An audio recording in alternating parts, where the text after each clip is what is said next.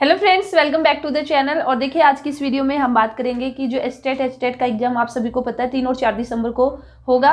तो अभी हमारे पास सिर्फ 20 ही दिन बचे हुए हैं। तो 20 दिन के अंदर हम अपनी तैयारी उसको कैसे कर सकते हैं, कौन कौन से पॉइंट्स है जो आपको ध्यान में रखने हैं, कौन कौन से पॉइंट्स रहेंगे, ठीक है। या मैं कुछ आपको टिप्स दूंगी आपको क्या करना चाहिए क्या नहीं करना चाहिए। तो इससे आप फिर जो एचटेट उसकी तैयारी क्या हम 20 दिन के अंदर कर सकते हैं। तो देखिए सबसे पहले मैं आपको एक इन्फॉर्मेशन देना चाहूँगी कि जिन्होंने स्टेट का फॉर्म के लिए अप्लाई किया था, तो कुछ कैंडिडेट ऐसे थे जिन्होंने जब रजिस्ट्रेशन अपना किया था तो वहाँ तक उनकी मिस्टेक हो रखी है, तो सिग्नेचर में, थंब इम्प्रेशन में, या फिर आपका जो फोटो वगैरह ब्लर अगर आ रखा है, तो उन कैंडिडेट्स की जो एक लिस्ट है वो निकाल दी गई है कि भी जिन जिन मिस्टेक कर रखी है, जिनकी भी एरर है, तो उनकी लिस्ट आ चुकी है। तो वे जाके एक बार लिस्ट है उसमें चेक कीजिए, और अगर आपका भी नेम है, ठीक है, लिस्ट में उन्हीं का नेम है जिन्होंने एरर कर रखी है, तो इसलिए चेक तो सभी कैंडिडेट को करना पड़ेगा। और अगर आपका नेम उस लिस्ट के अंदर है तो फिर आपको अपनी जो भी आपने गलती कर रखी, जो भी एरर कर रखी है, तो उसमें आपको सुधार करना है, ठीक है। अगर आप ऐसा नहीं करोगे तो फिर आप लोगों का जो एडमिट कार्ड है वह आपका रिलीज नहीं होगा, और सिर्फ 2-3 दिन ही मिलते हैं। आई थिंक 11 नवंबर से स्टार्ट हो चुकी है, और आप 15 नवंबर तक, एक बार चेक कर लेना, लास्ट डेट 13 या 15 नवंबर लास्ट डेट है भी, उस तक ही आप क्या कर सकते हो, जो भी आपने गलती की है उसको रेक्टिफाई कर सकते हो, ठीक है। जो भी अगर आपने अपने साइन में कोई मिस्टेक कर दी है, या फिर थंब इम्प्रेशन आपका अच्छे से नहीं लगा है, या फोटो में आपका कहीं पे भी मिस्टेक है, तो आपको ठीक करने का मौका दिया जा रहा है, नहीं तो फिर आपका जो एडमिट कार्ड है वो आपका रिलीज नहीं होगा। तो ये जरूर सब सारे के सारे कैंडिडेट जो भी इस वीडियो को देख रहा है एक बार जरूर चेक कर लेना, अगर अभी तक चेक नहीं किया। इसी के साथ ही मैं एक इन्फॉर्मेशन और देती हूँ एडमिट कार्ड के बारे में, कि भी स्टेट का एग्जाम 3 या 4 दिसंबर को होगा, तो आप लोगों का जो एडमिट कार्ड है ना वो हफ्ता 10 दिन पहले रिलीज हो जाएगा, ठीक है।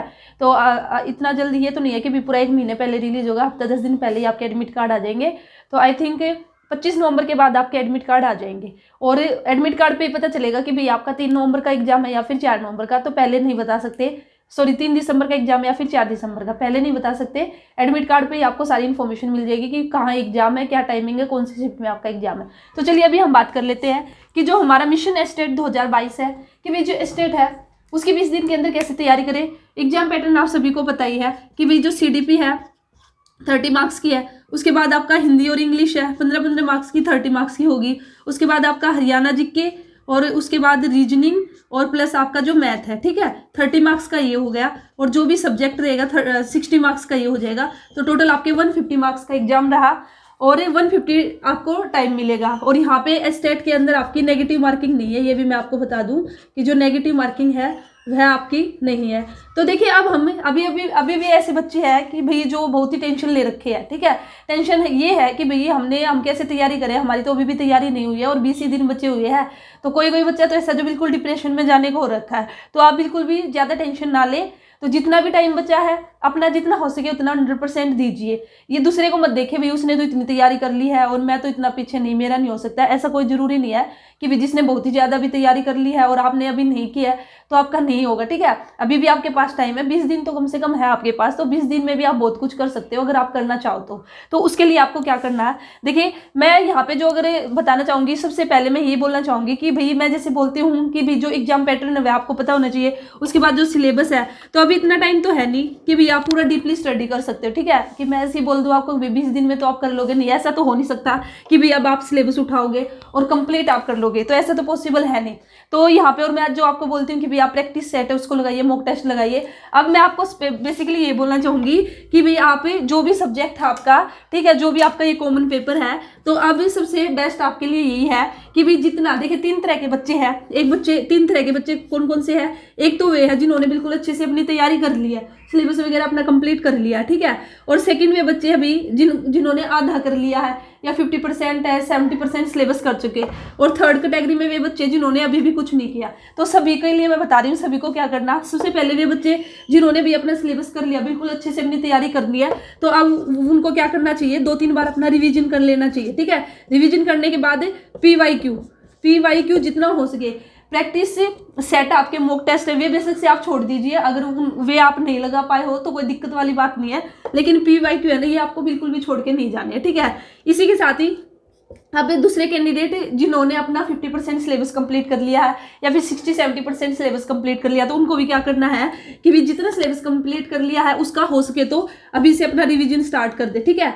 अब उसको रिवाइज कर दे, रिवीजन स्टार्ट कर दे। और इसी के साथ ही उनको भी अपने PYQ है, देखिए जो PYQ है ना, इनकी इंपॉर्टेंस बहुत ज़्यादा है।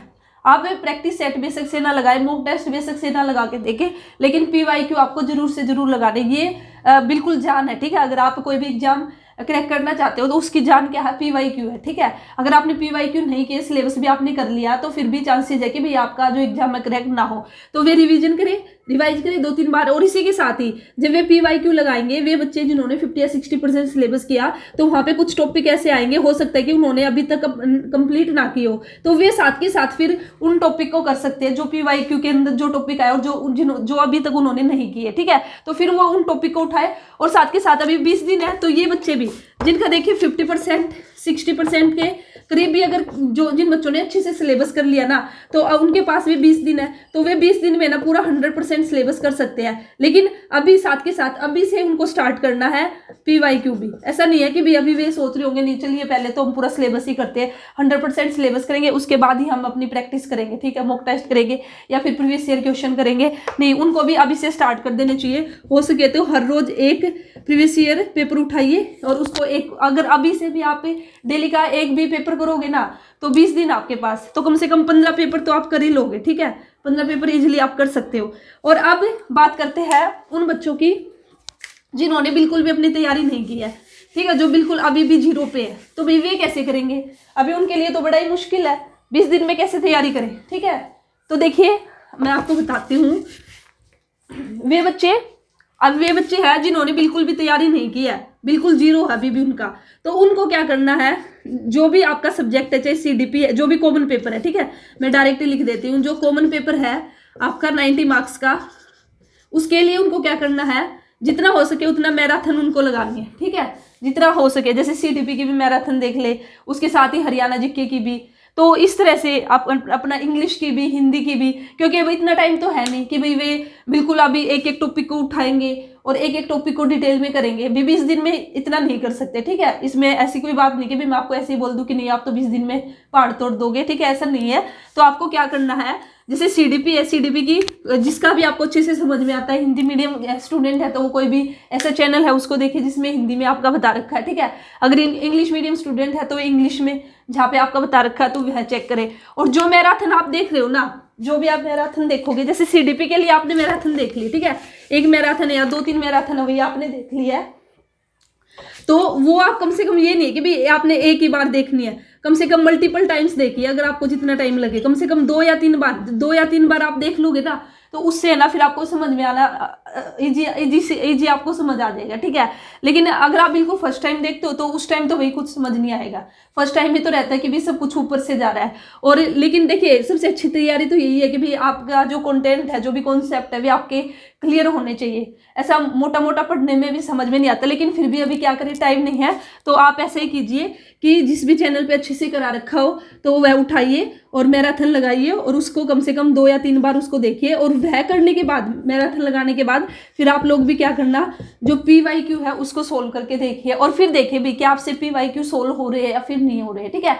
अगर नहीं सोल्व हो रहे हैं, कहीं पे भी प्रॉब्लम आ रही है, तो फिर जो PYQ आपसे सोल्व नहीं हुआ तो वहां से आप देखिए कौन सा टॉपिक था, फिर आप उस टॉपिक को उठाइए और उस टॉपिक को थोड़ा डिटेल में देखिए, ठीक है। क्योंकि 20 दिन है, अभी तो थोड़ा टाइम है, तो आप आराम से कर सकते हो। इतना तो कर ही सकते हो भी, कम से कम 90 मार्क्स तो आ जाए 20 दिन में, इतना स्कोर आप कर सकते हो। लेकिन हाँ, बस ये आपको हार्डवर्क ज़्यादा करना पड़ेगा, थोड़ा सा टाइम आपको ज़्यादा करना पड़ेगा। अभी ये नहीं है कि भी 4-5 घंटे पढ़ के काम चल जाएगा, ठीक है। जिन्होंने बिल्कुल भी तैयारी नहीं की है तो उनको कम से कम 7-8 घंटे निकालने पड़ेंगे, तब जाके वे कैंडिडेट भी, वे बच्चे भी 7-8 घंटे अगर आप निकालोगे तो आप लोग भी अपना 20 दिन के अंदर जो स्टेट है उसको क्रैक कर सकते हो। और ऐसे ही आपको हिंदी, इंग्लिश है, जो भी आपके सब्जेक्ट है, तो इस तरह से आप लोग क्या कर सकते हो, अपनी तैयारी कर सकते हो।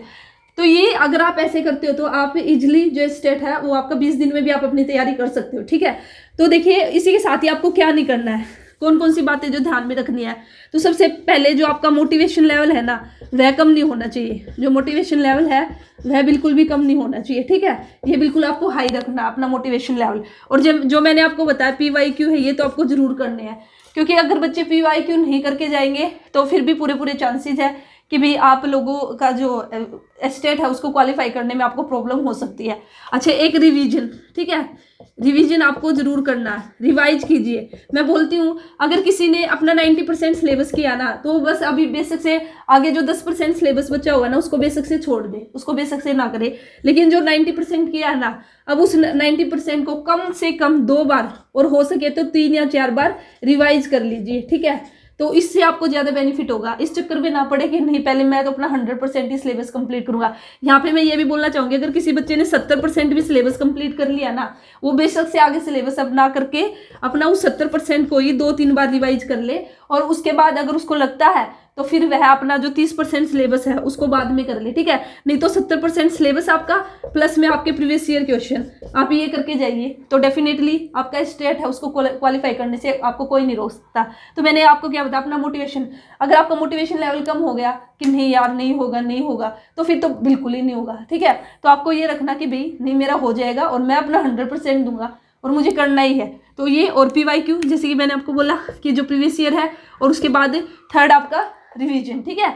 और इस तरह से अगर ये 2-3 बातें हैं, अगर आप इनको ध्यान में रखोगे तो इजिली आप अपना जो स्टेट है उसको क्वालिफाई कर सकते हो। और जैसे कि मैंने आपको बताया है कि जो CDP है, इंग्लिश है, हिंदी है, मैथ है, रीजनिंग है, हो सके तो इन सभी की मैराथन ही देख लीजिए, ठीक है। अब मैराथन ही लगाने में फायदा है, और मैराथन भी ना आप उन चैनल की देखिए जहाँ पे थोड़ा सा डिटेल में करा रखा हो।